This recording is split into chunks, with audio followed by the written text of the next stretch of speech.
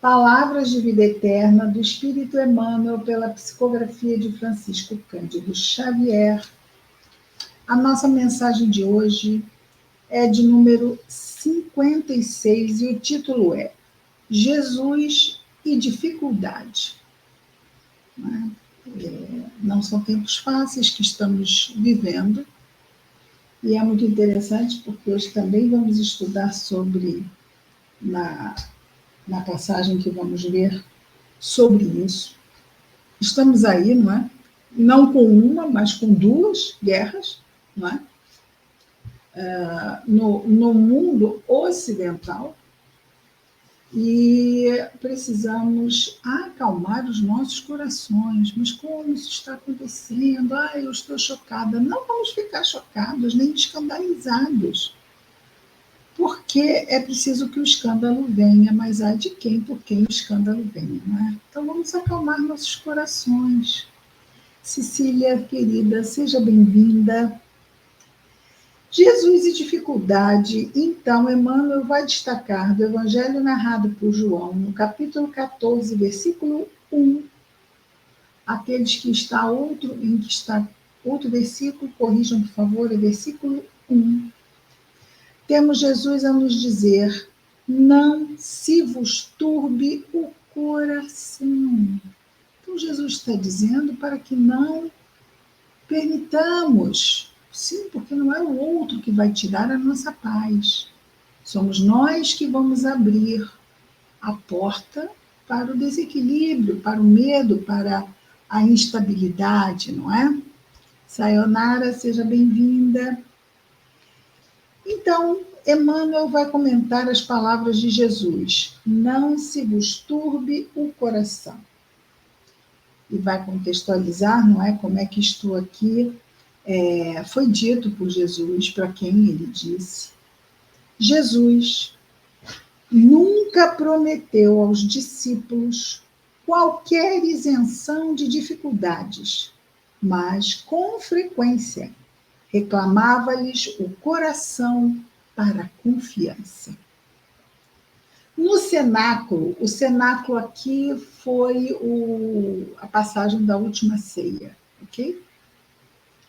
No cenáculo, descerrando, ou seja, expondo o coração afetuoso para os aprendizes, dentre muitas palavras de esperança e de amor, asseverou com firmeza: não se turbe o vosso coração, nem se atemorize. Jesus pacificava o ânimo dos companheiros entre quatro paredes, entre aquele ambiente fechado, não é? Aqueles companheiros que estavam ainda expostos dentro das suas próprias limitações à insegurança de repente, se verem sem o mestre amado perto de si, perto deles, não é? De forma presencial, de forma física. Jesus ia falar para eles, não é? E eles já tinha falado também do que iria acontecer com ele. Então Jesus pacificava o ânimo dos companheiros entre quatro paredes, sabendo que em derredor se agigantava a trama das sombras. Então, Emmanuel vai falar que trama é esta, que se agigantava lá fora. Lá fora, Judas era atraído aos conchavos da deserção. Os conchavos da deserção, porque ele foi entregar Jesus, não é? E ali houve até um preço mesmo em moedas de prata. Sacerdotes confabulavam com escribas e fariseus sobre o melhor processo de enganarem o povo, para que o povo pedisse a morte de Jesus. Não vamos esquecer que o povo teve a oportunidade de libertar Jesus, mas foi inflamado a pedirem a libertação de um criminoso chamado Barrabás. Pilatos lançou mão de um direito que ele tinha de libertar um prisioneiro. E como não via culpa nenhuma em Jesus, colocou Jesus e Barrabás para que o povo decidisse. Ele pensou, a lógica toda diz que o inocente vai ser libertado. Mas não, porque haviam infiltrados entre a multidão esses que eram do templo e que ali ficaram, não é, assolando as mentes dos que ali estavam, e eles, por fim, pediram que o liberto fosse Barrabás.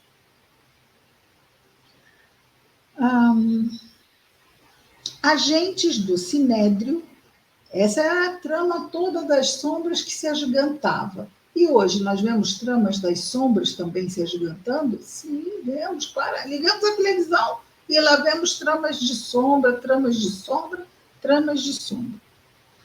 Agentes do Sinédrio penetravam pequenos agrupamentos de rua, assolando contra ele as forças de opinião. Mesmo os influenciadores, eles não tinham rede social de internet, mas eles tinham redes presenciais, eles iam na multidão, eles entravam e ficavam ali, influenciando as pessoas na rua. Perseguidores desencarnados excitavam o cérebro dos guardas, que o deteriam no cárcere, e quantos lhe seguiam a atividade, regurgitando ódio gratuito, antecipavam o prazer de o ver sofrer em suplício. Jesus, percussiente, ou seja, numa visão que vê além, não desconhecia a conspiração das trevas. Entretanto, lúcido e calmo, findo o entendimento com os irmãos de apostolado, dirige-se à oração no jardim, para, além da oração, confiar-se aos testemunhos supremos. Porque foi depois da oração, que ao descer, não é? Chegaram então os guardas e ele foi preso. E não, diz Emmanuel, caminhando para a conclusão então, testemunhos supremos. Não procures assim fugir à luta que te afere o valor. Ora, nós estamos encarnados neste período de tempo, não é casualmente, é. Nosso planejamento reencarnatório, ele não apenas vai ver, vamos dizer assim, a adequação à família, aos nossos aspectos mais próximos, como educação, como a família não só de origem, mas as que vamos formar também, mas o tempo em que reencarnamos. Quais são os aspectos sociais, políticos, nacionais e internacionais que vão nos atingir e como podemos contribuir? Isso já é visto do lado de lá. Como nós podemos dar a nossa contribuição? Vamos nos alistar num exército para lutar por um ou por outro?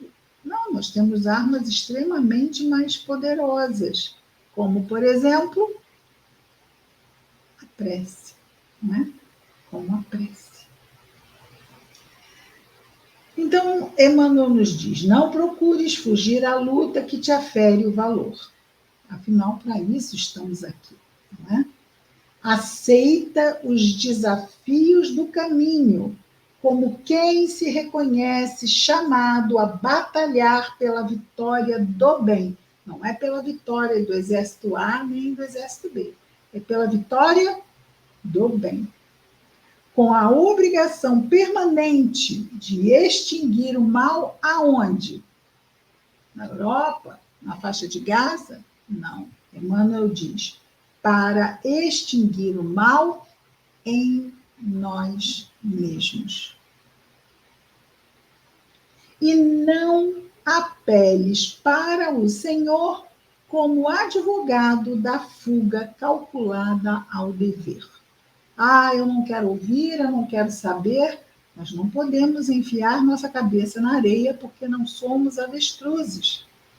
Nós somos filhos de Deus, colocados no mundo num momento delicado, em que podemos colaborar com a nossa prece materializada, essa prece verbalizada.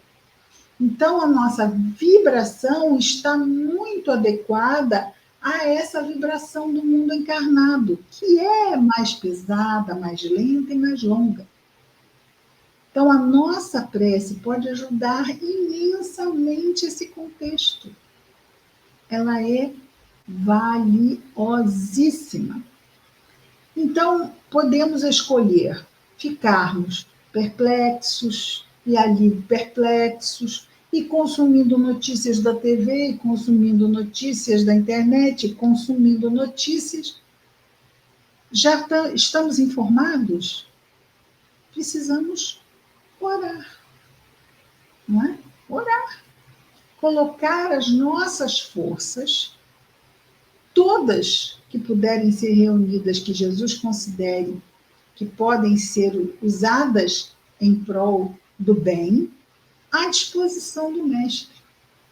Não fiquemos abalados ou chocados por estarmos vendo espíritos imperfeitos agindo mal no mundo de provas e expiações, porque é isso que acontece.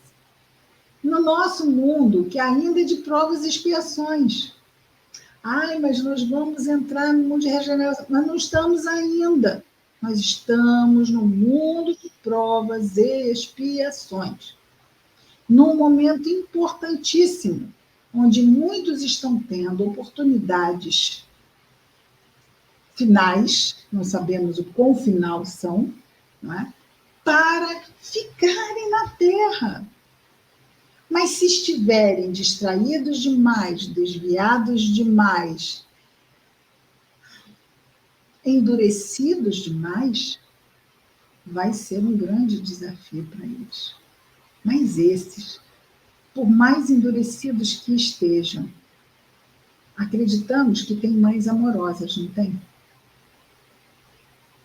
Que não querem ver seus filhos, mesmo que endurecidos, sem receberem mais uma e mais uma oportunidade para não serem, vamos dizer assim, expulsos do planeta Terra, recambiados a outro mundo inferior ao nosso. Então, nós não sabemos quantos amados nossos estão neste grupo de risco, se podemos chamar assim. Este é um momento delicado e às vezes pensamos assim, que todos vão logo embora. Porque a gente pensa que, porque a gente acha que não conhece ninguém. Calma, né? E não vamos esquecer que são todos nossos irmãos, filhos de Deus, não é? Então, Deus sabe até onde vai o momento de oportunidade. E também não vamos esquecer, mas morreram X pessoas, e morreram mais X pessoas. Vamos respirar fundo e responder para nós mesmos, quem morre? Pode me dizer o nome de uma pessoa que morra? Porque será a primeira. Ninguém morre.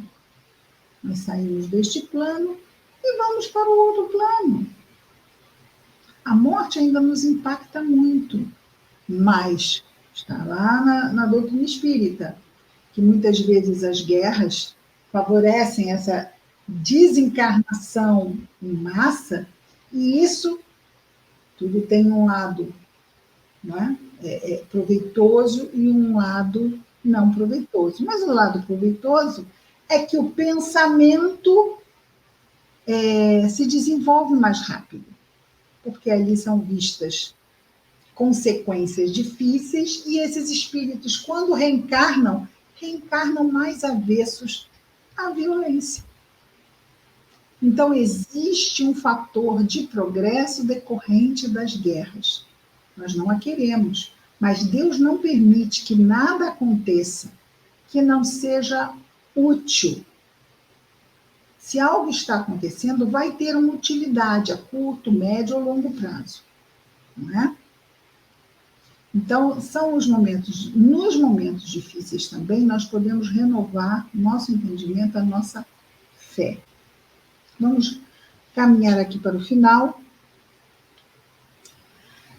Diz Emmanuel: lembra-te de que o Mestre a ninguém prometeu avenidas de sonho e horizontes azuis na terra, mas sim, convicto Jesus de que a tempestade das contradições não poupariam a ele próprio, advertiu-nos sensatamente: não se vos turbe o coração. Esta é uma mensagem sempre atual, porque nós somos muito frágeis ainda, e é natural que seja ainda, nós podemos sempre melhorar diante do fenômeno da morte.